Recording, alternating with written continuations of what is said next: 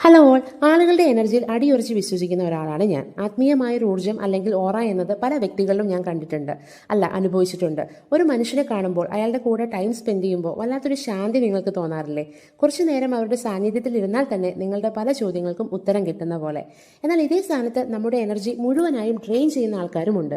എന്തിനും ഏതിനും നെഗറ്റിവിറ്റി മാത്രം കണ്ടെത്തുന്നവർ, ഓർ നെഗറ്റീവ് സെൽഫ് ടോക്ക് ചെയ്യുന്നവർ, അതുമല്ലെങ്കിൽ ഒന്നിലും സംതൃപ്തി കണ്ടെത്താൻ സാധിക്കാത്തവർ. നമ്മൾ എന്നത് നമ്മളെ ചുറ്റിപ്പറ്റിയിരിക്കുന്ന 5 പേരുടെ ആകത്തുകയാണ് എന്നല്ലേ പറയാറ്.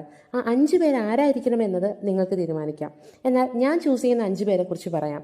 അതൊരിക്കലും അവരുടെ societal status or financial status, beauty, ഇതൊന്നും ഒരു ഘടകമേ അല്ല.